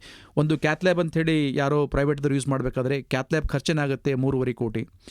ಒಂದು ಸ್ಟೆಂಟಿಗೆ ಆಮೇಲೆ ಸ್ಟೆಂಟ್ ಕ್ಯಾಪ್ ಆದಮೇಲೆ ಒಂದು ಸ್ಟೆಂಟು ಇವತ್ತಿನ ದಿನ ಒಂದು 26,000 45,000 ಸ್ಟೆಂಟ್ ಇರುತ್ತೆ. ಮತ್ತು ಅದೊಂದು ನಾವು ಈ ಟೆಕ್ನಾಲಜಿ ಇಷ್ಟು ಫಾಸ್ಟ್ ಆಗಿದೆ, ಕೈ ಮುಖಾಂತರ ತೊಡೆ ಮುಖಾಂತರ ಹೃದಯಕ್ಕೆ ಹೋಗಿ ಅಲ್ಲಿ ಸ್ಟೆಂಟನ್ನು ಅಳವಡಿಸಬೇಕಾಗುತ್ತೆ. ಅದಕ್ಕೆ ಸೊಫಿಸ್ಟಿಕೇಟೆಡ್ ಡಿವೈಸಸ್ ಬೇಕಾಗುತ್ತೆ, ಇಕ್ವಿಪ್ಮೆಂಟ್ಸ್ ಬೇಕಾಗುತ್ತೆ. ಒಂದು ವೈರ್ ಅಂತ ಇರುತ್ತೆ, ಅದ್ರ ಕಾಸ್ಟು ಅಂದರೆ ಇಲ್ಲಿ ನಾವು ಕೈಲಿಂತ ನಾವು ಹೃದಯಕ್ಕೆ ಒಳಗಡೆ ಕೈಲಿಂತ ಹಾಕ್ತೀವಿ. ಒಂದು ಮಾನಿಟರ್ದಲ್ಲಿ ನೋಡಿ ಕ್ಯಾಥ್ಲ್ಯಾಬ್ ಅದು 3.5 ಕೋಟಿ ಇರೋಂಥ ಮಷಿನ್ದಲ್ಲಿ ಕೈಲಿಂತೆ ನಾವು ನೋಡಿ ಅದು ಹಾಕ್ತೀವಿ. ಆ ವೈರ್ಗೆ ಒಂದು ಯೂಸೇಬಲ್ಸ್ ಅಂತ ಹೇಳ್ತೀವಿ, ಅದಕ್ಕೆ ಒಂದು 5,000 to 10,000 ಯೂಸೇಬಲ್ಸು ಕ್ಯಾಥೆಟ್ರು. ಸೊ ಅದಕ್ಕೆ ನಾವು ಈ ಆಪ್ರೇಷನ್ ಮಾಡಬೇಕಾದ್ರೆ ಸೊಫಿಸ್ಟಿಕೇಟೆಡ್ ಡಿವೈಸ್ ಬೇಕಂತ ಖರ್ಚನೇ ಆಗುತ್ತೆ. ಸ್ಟೆಂಟ್ ಹಿಡ್ಕೊಂಡಂದರೆ ಅರೌಂಡ್ 1 ಲಕ್ಷ ರೂಪಾಯಿ, somewhere between 40,000 to 1 lakh. Patient to patient differ ಆಗುತ್ತೆ. ಸೊ ಇದಕ್ಕಾಗಿ ಈ ಸ್ವಲ್ಪ ಕಾಸ್ಟ್ಲಿ ಆಗುತ್ತೆ ಇದು ಅಂದರೆ ಪ್ರೈವೇಟ್ ಸೆಕ್ಟರ್ದಲ್ಲಿ. ಆದರೆ ಗೌರ್ಮೆಂಟ್ನಲ್ಲಿ ನಾನು ಹೇಳಿದ ಹಾಗೆ ಜಯದೇವ್ ಇನ್ಸ್ಟಿಟ್ಯೂಟಲ್ಲಿ ಇದು ಫ್ರೀದಲ್ಲಿ ಕೂಡ ಮಾಡ್ತಾ ಇರ್ತಾರೆ. ಬಹಳ ಒಳ್ಳೆ ವರದಾನ ಸರ್ ಇದೆಲ್ಲ. ಸರ್ಕಾರ ಕೊಟ್ಟಿರುವ ಒಂದು ವರದಾನ ಸರ್ ಇದು. ಏನು ಕೇಳ್ತೀರಾ ಸಿದ್ದಮಣಿ ಸರ್? ಸರ್, ಇದು ಯೋಗಾಸನ, ಪ್ರಾಣಾಯಾಮ, ಕಪಾಲಭಾತಿ ಅವುಗಳಿಗೂ ಮತ್ತು ಈ ಹೃದಯಕ್ಕೆ ಸಂಬಂಧಿ ಕಾಯಿಲೆಗಳ ತಡೆಗಟ್ಟಲಿಕ್ಕೂ ಆ ರೀತಿ ಏನು ಸಂಬಂಧ ಸರ್? ಆ ರೀತಿ ಮುಂಚೆ ಹೇಳಿದ್ದೆ ನಾನು, stress is N important factor for heart attacks ಅಂತ ಹೇಳಿ. ಸೊ ಸ್ಟ್ರೆಸ್ಸಲ್ಲಿ ಏನಾಗುತ್ತೆ ಅಂದರೆ ಒಂದು ನಮ್ಮ ಬ್ರೈನಲ್ಲಿ ಹೈಪೋಥೆಲಮಸ್ ಅಂತ ಇರುತ್ತೆ, ಅದರಲ್ಲಿಂದ ಒಂದು CRH ಅಂತೇಳಿ ಕಾರ್ಟಿಕೋಟ್ರೋಪಿನ್ ಹಾರ್ಮೋನ್ ಅಂತ ರಿಲೀಸ್ ಆಗಿ ಅದು ACTH ಅಂತ ಹೇಳಿ ಮಾಡಿ ಅದರಲ್ಲಿಂದ ಬಾಡಿದಲ್ಲಿ ಶುಗರ್ ಲೆವೆಲ್ಸ್ ಹೆಚ್ಚಾಗುತ್ತೆ, ಕಾರ್ಟಿಸಾಲ್ ಲೆವೆಲ್ ಹೆಚ್ಚಾಗುತ್ತೆ. ಸೊ ಈ ಸ್ಟ್ರೆಸ್ಸನ್ನು ನಾವು ಕಂಟ್ರೋಲ್ ಮಾಡಬೇಕಾದ್ರೆ ಈ ಯೋಗ, ಪ್ರಾಣಾಯಾಮ, ಧ್ಯಾನ ಇವು ತುಂಬ ಇಂಪಾರ್ಟೆಂಟು. ನಮ್ಮ ದೇಹದಲ್ಲಿ ಹೈಪೋಥೆಲಮಿಕ್ ರಿಲೇಟೆಡ್ ಸ್ಟ್ರೆಸ್ ಲೆವೆಲ್ಸ್ ಇರ್ಬೋದು ಅಥವಾ ಅಡ್ರಿನರ್ಜಿಕ್ ಡ್ರೈವ್ ಅಂತ ಹೇಳ್ತೀವಿ, ಸಿಂಪ್ಯಾಥ್ರೋಮಿಮೆಟಿಕ್ ಫಿಸಿಯಾಲಜಿ ಅಂತ ಹೇಳಿ. ಸೊ ಈ ಅದರಲ್ಲಿ ಸಿಂಪ್ಯಾಥೆಟಿಕ್ ಡ್ರೈವು ಮತ್ತು ಈ ಸ್ಟ್ರೆಸ್ ಲೆವೆಲಿಂದ ರಿಲೀಸ್ ಆಗೋಂಥ ಹಾರ್ಮೋನನ್ನು ನಾವು ಈ ಯೋಗ, ಪ್ರಾಣಾಯಾಮ, ಮೆಡಿಟೇಷನ್ಲಿಂದ ಕಡಿಮೆ ಮಾಡ್ಬೋದು. ಸೊ ನಾವು ರೆಗ್ಯುಲರ್ ಯೋಗ ಮಾಡೋರಲ್ಲಿ ಅಥವಾ ಶಾಂತಿಯಾಗಿರೋರಲ್ಲಿ ಹೃದಯಘಾತಗಳಾಗೋದು, ಹೃದಯ ಕಾಯಿಲೆ ಇರುವಂಥ ಚಾನ್ಸಸ್ ತುಂಬ ಕಡಿಮೆ ಇರುತ್ತೆ. ನೋಡ್ರಿ ಸರ್, ಈಗ ಯೋಗಾಸನ ಅಥವಾ ವಾಕಿಂಗ್ ಬೆಳಿಗ್ಗೆ ಮಾಡಬೇಕು. ಬೆಳಿಗ್ಗೆ ಮಾಡಿದ್ರೆ ಭಾಳ ಹೆಲ್ಪ್ ಆಗ್ತದೆ, 4 to 6 ಒಳಗೆ ಅಂತೆಲ್ಲ ಹೇಳ್ತಾರೆ. ಆ ಟೈಮಿಗೆ ಮಾಡಿದ್ರೆ ಹೆಲ್ಪ್ ಆಗುತ್ತೆ ಅಥವಾ ಯಾವಾಗಲಾದರೂ ಮಾಡ್ಬೋದು ಸರ್? ಅದನ್ನು ಯಾವಾಗಾದರೂ ಮಾಡಿ ಅಂತ ಹೇಳ್ತೀವಿ ನಾವು. ಪ್ರಿಫರೇಬಲಿ ಮಾರ್ನಿಂಗ್ ಅಂದರೆ ಸ್ವಲ್ಪ ಪ್ಲೆಜೆಂಟ್ ವೆದರ್ ಇರುತ್ತೆ. ದೊಡ್ಡ ಸಿಟಿನಲ್ಲಿ ಟ್ರಾಫಿಕ್ಕು, ಅದರಲ್ಲಿಂದ ಆಗೋಂಥ ಒಂದು ಪರಿಸರ ಮಾಲಿನ್ಯದಿಂದ ಆಗೋಂಥ ಬಾಡಿ ಮೇಗಿರೋಂಥ ಡ್ಯಾಮೇಜಸ್ಸು ಅದೆಲ್ಲ ಇರುತ್ತೆ. ಆದರೆ ಮಧ್ಯಾಹ್ನದಲ್ಲಿ ಸ್ವಲ್ಪ ಬಿಸಿಲಲ್ಲಿ ಮಾಡಲಿಕ್ಕೆ ಕಷ್ಟ ಆಗ್ಬೋದು. ಸೊ ಐಡಿಯಲ್ ಟೈಮ್ ಮಾರ್ನಿಂಗ್ ಅಥವಾ ಈವ್ನಿಂಗ್ ಅಂತೇಳಿ. ಬಟ್ ಆದರೆ ಅದು 100% ಅಂತಲ್ಲ, ನೀವು ಯಾವಾಗಾದರೂ at least 45 minutes per day, at least 5 days a week, at least 30 to 45 minutes per day, at least 5 days a week ಆ ಥರ ಯಾವಾಗಾದರೂ ಮಾಡ್ಬೋದು. ಕೆಲವು ಜನ ಮೆಟ್ರೋದಲ್ಲಿ ಏನಾಗುತ್ತೆ ಅಂದರೆ ನೈಟ್ ಡ್ಯೂಟಿ ಇರುತ್ತೆ. ಇತ್ತೀಚಿನ ದಿನ ನೋಡ್ತಾ ಇದ್ದೀವಿ ನಾವು, ವರ್ಕ್ ಫ್ರಮ್ ಹೋಮ್ ಅಂತೀವಿ. ನಮ್ಮ ಇಂಡಿಯನ್ ಸ್ಟೂಡೆಂಟ್ಸ್ ಎಷ್ಟೋ ಜನ ರಾತ್ರಿಯೆಲ್ಲ ಅಮೆರಿಕ ಅಥವಾ ಯುರೋಪ್ ದೇಶಗಳಿಗೆ ಕೆಲಸ ಮಾಡ್ತಾ ಇರ್ತಾರೆ. ಅವರಿಗೆ ಬೆಳಗ್ಗೆ ಇಳಕ್ಕೆ ಆಗೋದಿಲ್ಲ. ಬಟ್ ಆದರೆ that is not in confounding factor ಅಂತ ಹೇಳಿ. ಸೊ ಅವರು ಯಾವ ಟೈಮಲ್ಲಿ ಕೂಡ ಕಂಫರ್ಟಬಲ್ ಆಗಿ ಎಕ್ಸಸೈಸ್ ಮಾಡಬಹುದು. ಸರ್, ಸ್ವಲ್ಪ ಗೊಂದಲ ಇದೆ. ಏನಂದರೆ ಈಗ ಒಂದೊಂದ್ಸಲ ಮೋಸ ಹೋಗೋ ಸಾಧ್ಯತೆ ಇರ್ತದೆ. ಈಗ ಹಾರ್ಟ್ ಅಟ್ಯಾಕ್ ಯಾವುದು, ಗ್ಯಾಸ್ ಯಾವುದು ಅಂತ ಗೊತ್ತಾಗೋದಿಲ್ಲ. ಒಂದೊಂದ್ಸಲ ಗ್ಯಾಸ್ಟ್ರಿಕ್ ಆಗಿದ್ರಿ, ಅದು ಏನೋ ಅದು ಸ್ವಲ್ಪ ಬದ್ನಿಕಾಯಿ ಪಲ್ಯ ಉಂಡ್ವಿ ಅಥವಾ ಏನೋ ಹಸಿ ಮೆಣಸಿನ್ಕಾಯಿ ತಿಂದ್ವಿ ಅದಕ್ಕಾಗಿ ಆಗಿರಬೇಕು, ಬಜ್ಜಿ ತಿಂದ್ವಿ ಅದಕ್ಕಾಗಿ ಆಗಿರಬೇಕು ಅಂತ ಒಂಥರ ಸ್ವಲ್ಪ ಇದು ಮೋಸ ಹೋಗೋ ಸಾಧ್ಯ. ಅದು ಹಾರ್ಟ್ ಅಟ್ಯಾಕ್ ಯಾವುದು, ಗ್ಯಾಸ್ ಯಾವುದು ಅಂತ ಏನಾದರೂ ಈ ಡಿಫ್ರೆನ್ಸ್ ಏನಾದರೂ ಇದೆ ಸರ್? ಹಾಂ, ನಾವು ಎಪಿಗ್ಯಾಸ್ಟ್ರಿಕ್ ಡಿಸ್ಕಂಫರ್ಟ್ ಅಂದರೆ ಒಂದು ನಾವು ಹೃದಯಘಾತ ಆದಂಥ ನೋವುಗಳೇನಾಗುತ್ತೆ ಹೊಕ್ಕಳಕ್ಕಿಂತ ಮೇಲೆ, ಆಮೇಲೆ ದವಡೆಕ್ಕಿಂತ ಕೆಳಗೆ, ಆಮೇಲೆ ರಿಟ್ರೋಸ್ಟರ್ನಲ್ ಎದೆ ಹಿಂಭಾಗದಲ್ಲಿ ಆಗಂತ ನೋವು. ಈ ಗ್ಯಾಸ್ಟ್ರಿಕ್ ಅಂದರೆ ಏನಂತೆ ಎಪಿಗ್ಯಾಸ್ಟ್ರಿಕ್ ಪೇನ್ ಅಂತ ಹೇಳ್ತೀವಿ. ಸ್ವಲ್ಪ ಅಂಬಿಲಿಕಸ್ ಮೇಲೆ ಅಂದರೆ ಅಂಬಿಲಿಕಸ್ ಮೇಲೆ ಸ್ವಲ್ಪ ನೋವಾಗ್ಬೋದು, ಅಬ್ಡಮಲ್ ಡಿಸ್ಕಂಫರ್ಟ್ ಆಗ್ಬೋದು. ಬಟ್ ಯಾವುದೇ ಇದ್ದಾಗೆ ಸಮ್ಟೈಮ್ಸ್ ಅಟಿಪಿಕಲ್ ಪ್ರೆಸೆಂಟೇಷನ್ ಅಂತ ಹೇಳ್ತೀವಿ. ಸ್ವಲ್ಪ ಪೇಷಂಟಿಗೆ ನೋಡಿದ್ವಿ ನಾವು ಗ್ಯಾಸ್ಟ್ರಿಕ್ ಅಂತೇಳಿ ಹೊಟ್ಟೆ ನೋವಾದರೂ ಕೂಡ ಅವರಿಗೆ ಹೃದಯಘಾತ ಆಗೋ ಚಾನ್ಸ್ ನೋಡಿದ್ವಿ. ಇದಕ್ಕೆ ಬೆಸ್ಟ್ ಅಂದರೆ ನಿಯರ್ ಬೈ ಇರೋಂಥ ಒಂದು ವೈದ್ಯರ ಸಲಹೆ ತಗೊಳ್ಳೋದೇ ಬೆಸ್ಟ್. ನಾವಷ್ಟಕ್ಕೆ ನಾವು ಅಜ್ಯೂಮ್ ಮಾಡಿ ನಾವು ಇದು ಹೃದಯಘಾತವನ್ನು ಮಿಸ್ ಮಾಡ್ಕೊಳ್ಬಾರ್ದು. ನಿಯರ್ ಬೈ ಹಾಸ್ಪಿಟ್ಲಿಗೆ ಹೋಗಿ ಒಂದು ECG, ಇಕೋ ಮತ್ತು ಬೇರೆ ಬೇರೆ ಟೆಸ್ಟ್ಗಳು ಮಾಡ್ಬೋದು. ಹೌದಲ್ಲ, ಬಹಳ ಒಳ್ಳೆ.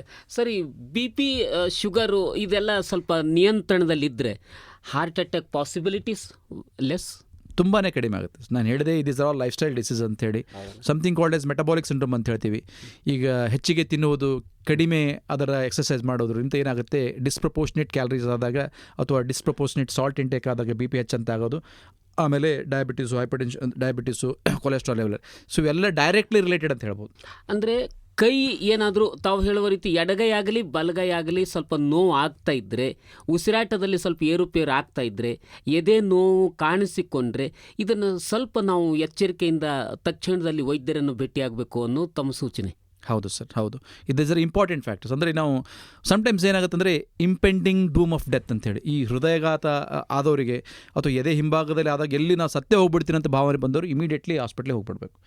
ಯಾಕಂದರೆ ಅವರಿಗೊಂದು ಆ ಥರ ಭಾವನೆ ಬಂದುಬಿಡುತ್ತೆ, ಇಷ್ಟೊಂದು ಈ ಥರ ಆದಮೇಲೆ ಎಂದೂ ಆಗದಂಥ ನೋವು, ಮುಂಚೆ ಯಾವತ್ತೂ ಈ ಥರ ನೋವಾಗಿರಲಿಲ್ಲ, ಫಸ್ಟ್ ಟೈಮ್ ಆಗ್ತಾಯಿದೆ. ಎದೆ ಹಿಂಭಾಗದಲ್ಲಿ ಒಂದು ಥರ ಪ್ರೆಸ್ಸಿಂಗ್ ಥರ, ಚೋಕಿಂಗ್ ಥರ, ಭಾರ ಥರ, ಹೆವಿನೆಸ್ಸು ಇದೆಲ್ಲ ಇದ್ದಾಗ, ಪ್ಲಸ್ ಅಸೋಸಿಯೇಟೆಡ್ ಸ್ವೆಟ್ಟಿಂಗು, ಆಮೇಲೆ light headedness, radiation to right and left, ಇವೆಲ್ಲ ಇದ್ದಾಗ ಇಮಿಡಿಯೇಟ್ಲಿ ತಾವು ಒಂದು ವೈದ್ಯರ ಹತ್ರ ಅಥವಾ ಯಾವುದೇ ಕ್ಯಾಶುಯಾಲಿಟಿಗೆ ಅಥವಾ ಯಾವುದೇ ಹಾಸ್ಪಿಟ್ಲಿಗೆ ಹೋಗಿ ತೋರಿಸೋದು ಬೆಸ್ಟ್. ಸರ್, ನಿದ್ರೆ ಚೆನ್ನಾಗಿ ಆಗಲಿಲ್ಲ ಅದಕ್ಕಾಗಿ ಹಾರ್ಟ್ ಅಟ್ಯಾಕ್ ಆಯಿತು ಅವರಿಗಂತ, ನಿದ್ರೆಗೂ ಅದಕ್ಕೂ ಏನಾದರೂ ಸಂಬಂಧ ಇದೆಯಾ? ಹೌದು, ನಾನು ಹೇಳಿದ ಹಾಗೆ ಈಗ ಸಿಂಪಥೆಟಿಕ್ ಡ್ರೈವ್ ಮತ್ತು ಕಾರ್ಟಿಕೋಸ್ ರಿಲೀಸಿಂಗ್ ಹಾರ್ಮೋನ್ ಅಂತ ಹೇಳಿದೆ. ನಿದ್ದೆ ಸರಿ ಆಗದೇ ಇದ್ರೆ ಏನಾಗುತ್ತೆ, ಇವೆಲ್ಲ ಆಕ್ಟಿವೇಟ್ ಆಗಿಬಿಡುತ್ತೆ. BP ಹೆಚ್ಚಾಗುತ್ತೆ, ಹೃದಯ ಬಡಿತ ಹೆಚ್ಚಾಗುತ್ತೆ, ಸಿಂಪಥೆಟಿಕ್ ಡ್ರೈವ್ ಹೆಚ್ಚಾಗುತ್ತೆ, ರಾತ್ರಿಯಲ್ಲೇ ಮಲಗದೇ ಇದ್ದಾಗ ಯೋಚನೆಗಳು ಹೆಚ್ಚಾಗುತ್ತೆ. ಸೊ ಯೋಚನೆಗಳೆಲ್ಲ ಡೈರೆಕ್ಟ್ಲಿ ರಿಲೇಟೆಡ್ ಇವೆಲ್ಲ ಹೃದಯಘಾತಕ್ಕೆ. ಸೊ ಯಾವ ವ್ಯಕ್ತಿ 8 ಗಂಟೆ ಯಾವ ವಿಚಾರ ಇಲ್ಲದೆ ಆರಾಮ್ಸೆ ಮಲಗ್ತಾರಲ್ಲ, ಅವರಿಗೆ ಹೃದಯಘಾತ ಆಗೋಂಥ ಚಾನ್ಸಸ್ಸು ಕಡಿಮೆ. ಬಹಳ ನಿರರ್ಗಳವಾಗಿ ಹೇಳ್ತಾ ಇದ್ದಾರೆ. ಇನ್ನೇನು ಕೇಳ್ತೀರಾ ಆನಂದ್ ಸರ್? ಸರ್, ಇದು ಹಾರ್ಟ್ ಅಟ್ಯಾಕು ಹೆಣ್ಮಕ್ಳಲ್ಲಿ ನಾನು ನೋಡಿದ ಪ್ರಕಾರ ಕಡಿಮೆ, ಗಂಡು ಮಕ್ಕಳಲ್ಲಿ ಸ್ವಲ್ಪ ಹೆಚ್ಚು ಅನ್ನೋ ಅಂತ ಹಿಂಗೆ ಅನ್ನಿಸ್ತದೆ. ಅದು ಏನು ಸತ್ಯ ಇದೆಯಾ ಸರ್? ಹೌದು, ಇದು 100% ಸತ್ಯ ಇದೆ ಸರ್. ಅದರಲ್ಲಿ ಏನಂದರೆ, ಈಗ ಹೆಣ್ಣು ಮಕ್ಕಳಲ್ಲಿ ಯಾವಾಗ ಅವರು ಮೆನ್ಸ್ಟ್ರಲ್ ಸೈಕಲ್ ಇರುತ್ತೆ, ಅಂದರೆ ರೀಪ್ರೊಡಕ್ಟಿವ್ ಪೀರಿಯಡಲ್ಲಿ ಅವರಲ್ಲಿ 2 ಇಂಪಾರ್ಟೆಂಟ್ ಹಾರ್ಮೋನ್ಸ್ ರಿಲೀಸ್ ಆಗುತ್ತೆ, ಈಸ್ಟ್ರೋಜನ್ನು ಮತ್ತು ಪ್ರೊಜೆಸ್ಟ್ರಾನ್ ಅಂತೇಳಿ. ಸೊ ಆ ಹಾರ್ಮೋನ್ಸು ಈ ಕೊಲೆಸ್ಟ್ರಾಲ್ ಪ್ಲಾಕ್ ಮಾಡೋಂಥ ಚಾನ್ಸಸ್ ಕಡಿಮೆ ಮಾಡುತ್ತೆ, ಹೃದಯಘಾತ ಆಗೋಂಥ ಚಾನ್ಸಸ್ ಕಡಿಮೆ ಮಾಡುತ್ತೆ.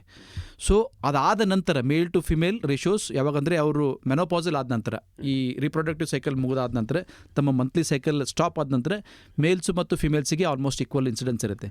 ಆದರೆ ಇತ್ತೀಚಿನಗಳನ್ನ ನೋಡ್ತಾ ಇದ್ದೀವಿ, ಈ ಫಿಮೇಲ್ಸು ಕೂಡ ನೈಟ್ ಡ್ಯೂಟಿ ಇರುತ್ತೆ, ಅವರು ಕೂಡ ತುಂಬ ಕೆಲಸ ಮಾಡ್ತಾ ಇದ್ದಾರೆ.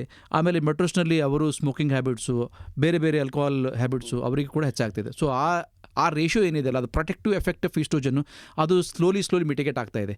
ಸೊ ನಾವು ಸರಿ ಹೇಳಿದ ಹಾಗೆ ಮೇಲ್ಸಲ್ಲಿ ನಾವು ಇಲ್ಲಿ ಗುಲ್ಬರ್ಗದಲ್ಲಿ ನೋಡಿದ ಹಾಗೆ ಔಟ್ ಆಫ್ 10 ಹಾರ್ಟ್ ಅಟ್ಯಾಕ್ಸು 8 ಜನ ಮೇಲ್ಸ್ ಇರ್ತಾರೆ, 2 ಜನ ಫಿಮೇಲ್ಸ್ ಇರ್ತಾರೆ. ಸರ್, ಈ alcoholic consumption and heart attack ಇವೆ ಎರಡಕ್ಕೂ ಸಂಬಂಧ ಇದೆಯಾ? ಹಾಂ, ನಾನು ಇದ್ರ ಬಗ್ಗೆ ಜಾಸ್ತಿ ಹೇಳೋದಿಲ್ಲ. ಯಾಕಂದರೆ alcohol other than little protective effect on the heart, lot of ಬೇರೆ ಡ್ಯಾಮೇಜಸ್ ಎಲ್ಲ ಮಾಡುತ್ತೆ. ಅಂದರೆ ಲಿವರ್ ಮೇಲೆ ಡ್ಯಾಮೇಜ್ ಮಾಡುತ್ತೆ. ಸೊ ಆ್ಯಸ್ ನಾನು ವೈದ್ಯನಾಗಿ ಈ ಆಲ್ಕೋಹಾಲ್ ಬಗ್ಗೆ ಎಂಡೋಸ್ ಮಾಡೋದು ತಪ್ಪಾಗುತ್ತೆ. ಸೊ ಅದಕ್ಕೆ ಇದೊಂದು ಸ್ವಲ್ಪ ಕೊಲೆಸ್ಟ್ರಾಲ್ ಮೇಲೆ ಕೂಡ ಎಫೆಕ್ಟ್ ಆಗುತ್ತೆ. ಬಟ್ ಆಲ್ಕೋಹಾಲ್ ಬೇರೆ ಕೇವಲ ಆಲ್ಕೋಹಾಲ್ ಅಲ್ಲ, ಈಗ ನಮ್ಮ ಜನ ನೋಡ್ತಾ ಇದ್ದೀವಲ್ಲ, ಆಲ್ಕೋಹಾಲ್ ಕೂಡ ತಿನ್ನುವಂಥ ಸ್ನ್ಯಾಕ್ಸ್. ಸೊ ಅವರು ಒಂದು ಹಾಫ್ ಆನ್ ಅವರ್ ಕೂತ್ರೆ ಅವ್ರು ಕೂಡ ತಿನ್ನೋಂಥ ಸ್ನ್ಯಾಕ್, ಬಜ್ಜಿ ಇರ್ಬೋದು, ಯಾವುದು ಗೋಬಿ ಇರ್ಬೋದು, ಅಥವಾ ಎಲ್ಲ fried items, non veg. So ಅದರಲ್ಲಿಂದ ನಮಗೆ ಬೇಕಾದಷ್ಟು ಒಂದು 10% ಕ್ಯಾಲರೀಸ್ ಬೇಕಿದ್ದರೆ ನಾವು ಆಲ್ಮೋಸ್ಟ್ 200 ಟೈಮ್ಸ್ ಕ್ಯಾಲರೀಸ್ ತಿಂದುಬಿಡ್ತೀವಿ. ಸೊ ಇದಕ್ಕಾಗಿ ಇದು ಕೂಡ ಒಂದು ಬ್ಯಾಡ್ ಹ್ಯಾಬಿಟಲ್ಲಿ, ಬ್ಯಾಡ್ ಹ್ಯಾಬಿಟ್ಸಲ್ಲಿ ಕೇವಲ ಸ್ಮೋಕಿಂಗ್, ಗುಟ್ಕಾ, ತಂಬಾಕು, ಸಿಗರೇಟು ಮತ್ತು ಆಲ್ಕೋಹಾಲ್ ಅಲ್ಲ, ಅದರ ಕೂಡ ಹೆಚ್ಚಾಗಿ ತಿನ್ನುವುದು ಕೂಡ ಒಂದು ಬ್ಯಾಡ್ ಹ್ಯಾಬಿಟ್ಟು. ಅತಿಯಾಗಿ ತಿನ್ನುವುದು, ನಾವು ಬಳಕೆ ಮಾಡದೇ ಇರುವಂಥ ಒಂದು ಹೆಚ್ಚಾಗಿ ತಿನ್ನುವುದು ಕೂಡ ಒಂದು ಬ್ಯಾಡ್ ಹ್ಯಾಬಿಟ್. ಬಹಳ ಒಳ್ಳೆ ಮಾಹಿತಿಯನ್ನು ಕೊಡ್ತಾ ಇದ್ದಾರೆ. ಸಮುದಾಯ ರೇಡಿಯೋ ಕೇಂದ್ರದ ಮೂಲಕವಾಗಿ ಸಮುದಾಯಕ್ಕೆ ಉಪಯೋಗವಾಗ್ತಕ್ಕಂಥ ಬಹಳ ಉತ್ತಮವಾದಂಥ ಮಾಹಿತಿಯನ್ನು ನಮ್ಮ ಈರಣ್ಣ ಹೀರಾಪುರ್ ಸರ್ ಅವರು ನೀಡ್ತಾ ಇದ್ದಾರೆ. ಸರ್, ತಮ್ಮ ಸಂದರ್ಶನವನ್ನು ಕೇಳಿ ಯಾರಿಗಾದರೂ ನೋವು ಇತ್ಯಾದಿ ಹಾರ್ಟಿನ ಬಗ್ಗೆ ತೊಂದರೆ ಇತ್ತು ಅಂತಂದರೆ ತಮ್ಮನ್ನು ಭೇಟಿ ಆಗಬೇಕು, ಮಾತಾಡಿಸ್ಬೇಕು, ತಮ್ಮ ಹತ್ರ ಬಂದು ತೋರಿಸ್ಕೊಳ್ಬೇಕಂದ್ರೆ ತಮ್ಮ ಸೇವೆ ಎಲ್ಲಿ ಲಭ್ಯ ಇದೆ? ನಾನು ಇಲ್ಲಿ ನನ್ನ ಖೋಬಾ ಪ್ಲಾಟಲ್ಲಿ ಹೀರಾಪುರ ಹಾರ್ಟ್ ಆ್ಯಂಡ್ ಐ ಕ್ಲಿನಿಕ್ ಅಂತಿದೆ ಮತ್ತು ಗುಲ್ಬರ್ಗ ಹಾರ್ಟ್ ಫೌಂಡೇಶನ್ದಲ್ಲಿ ಕೂಡ ನಾವು ಇವು ಆ್ಯಂಜಿಯೋಪ್ಲಾಸ್ಟಿ ಎಲ್ಲ ಮಾಡ್ತಾ ಇದ್ದೀವಿ. ನಾನು ಗುಲ್ಬರ್ಗ ಹಾರ್ಟ್ ಫೌಂಡೇಶನ್ದಲ್ಲಿ ಕೂಡ ಡೈರೆಕ್ಟರ್ ಅಂತಿದ್ದೀನಿ. ನಾನು ದಿನನಿತ್ಯ 1 ಅವರು ಬಸವೇಶ್ವರ ಹಾಸ್ಪಿಟಲ್ ಕೂಡ ಹೋಗ್ತೀನಿ ಬೆಳಗ್ಗೆ 9ರಿಂದ 10 ಗಂಟೆಗೆ. ಸೊ ಇಲ್ಲೆಲ್ಲ ಕಡೆ ಯಾವುದೇ ಸಂದರ್ಭದಲ್ಲಿ ಬರ್ಬೋದು. ಆದರೆ ನನ್ನನ್ನು ಭೇಟಿ ಆಗಕ್ಕಂಥೇಳಿ ತಮ್ಮ ನೋವಲ್ಲಿದ್ದಾಗ ನನ್ನನ್ನೇ ಭೇಟಿ ಆಗಕ್ಕಂತ ವೇಟ್ ಮಾಡಬಾರ್ದು. ನಿಯರ್ ಬೈ ಇದ್ದಂಥ ಆಸ್ಪತ್ರೆ ಹೋಗಿ ಫಸ್ಟ್ ECG ಈಗೋ ಅಲ್ಲಿ ಮಾಡಿಸ್ಕೊಳ್ಬೇಕು, ಯಾರೇ ಇರಲಿ, ಯಾವುದೇ ಹಾಸ್ಪಿಟ್ಲಲ್ಲಿ. ಈ ಹೃದಯಘಾತ ಆ ಲಕ್ಷಣಗಳು ಕಂಡಾಗ ನಾನು 2 ದಿನ ಊರಲ್ಲಿಲ್ಲ, ನಾಳೆ ತೋರಿಸ್ತೀನಿ, ಸಾಯಂಕಾಲ ತೋರಿಸ್ತೀನಿ, ಅದು ಮಾಡಬಾರ್ದು. ಸೊ ಈಗ ಗುಲ್ಬರ್ಗದಲ್ಲಿ luckily there are very many good cardiologist ಗುಲ್ಬರ್ಗದಲ್ಲಿದ್ದಾರೆ. ಯಾವುದೇ ಒಬ್ಬರು ಫಿಸಿಷಿಯನ್ ಅಥವಾ ಕಾರ್ಡಿಯೋಲಜಿಸ್ಟ್ ಹತ್ರ ಹೋಗಿ ತೋರಿಸ್ಬೇಕು. ಓಹೋ ಹೋ ಹೋ ಕೇಳಿದ್ರಲ್ಲ ಶ್ರೋತೃಗಳು, ಇದುವರೆಗೂ ಡಾಕ್ಟರ್ ಆನಂದ್ ಸಿದ್ದಮಣಿ ಸರ್ ಅವರು ಡಾಕ್ಟರ್ ಈರಣ್ಣ ಹೀರಾಪುರ್ ಸರ್ ಅವರಿಗೆ ಅಂತರವಣಿಗೆ ಬರಮಾಡಿಕೊಂಡು ಕರೆತಂದು ಬಹಳ ವಿಶೇಷವಾದಂಥ ಮಾಹಿತಿಯನ್ನು ಕೊಡಿಸಿದ್ದಾರೆ. ಹೃದಯಕ್ಕೆ ಸಂಬಂಧಪಟ್ಟಂಥ ರೋಗಗಳು, ಅವುಗಳನ್ನು ತಡೆಗಟ್ಟುವುದು, ಅವುಗಳ ಬಗ್ಗೆ ಎಚ್ಚರಿಕೆ ಇರೋದು. ಭಯ ಬೇಡ, ಆದರೆ ಎಚ್ಚರಿಕೆ ಇರಲಿ. ಈ ಎದೆಯಲ್ಲಿ ಏನಾದರೂ ನೋವು ಕಾಣಿಸ್ಕೊಂಡ್ರೆ, ಆ ಭಾಗದಲ್ಲಿ ಏನಾದರೂ ಸ್ವಲ್ಪ ಅತಿಯಾಗಿ ಇದುವರೆಗೂ ಇಲ್ಲದೇ ಇರತಕ್ಕಂಥ ನೋವು ಏನಾದರೂ ಕಾಣಿಸ್ಕೊಂಡ್ರೆ ದಯವಿಟ್ಟು ನಿರ್ಲಕ್ಷ್ಯ ಮಾಡುವುದು ಬೇಡ. ಆ ತಕ್ಷಣದಲ್ಲಿ ಹತ್ತಿರದಲ್ಲಿರ್ತಕ್ಕಂಥ ವೈದ್ಯರನ್ನು ಸಂಪರ್ಕ ಮಾಡಿರಿ, ಆಸ್ಪತ್ರೆಗೆ ಹೋಗ್ರಿ. ಎಲ್ಲಕ್ಕಿಂತಲೂ ಮುಖ್ಯವಾದದ್ದು ಜೀವ. ಈ ಜೀವವನ್ನು ಕಾಪಾಡಿಕೊಳ್ಳುವುದು ನಮ್ಮ ಕೈಯಲ್ಲೇ ಇದೆ ಎನ್ನುವ ಸೂಚನೆಯನ್ನು ಕೊಟ್ಟಿರುವ ಡಾಕ್ಟರ್ ಈರಣ್ಣ ಹೀರಾಪುರ್ ಅವರಿಗೂ ಮತ್ತು ಡಾಕ್ಟರ್ ಆನಂದ್ ಸಿದ್ದಮಣಿ ಅವರಿಗೂ ಧನ್ಯವಾದಗಳು. ನಮಸ್ಕಾರ ಸರ್. ನಮಸ್ಕಾರ ಸರ್. ನಮಸ್ಕಾರ ಎಲ್ಲರಿಗೂ ನಮಸ್ಕಾರ. ನಮಸ್ಕಾರ.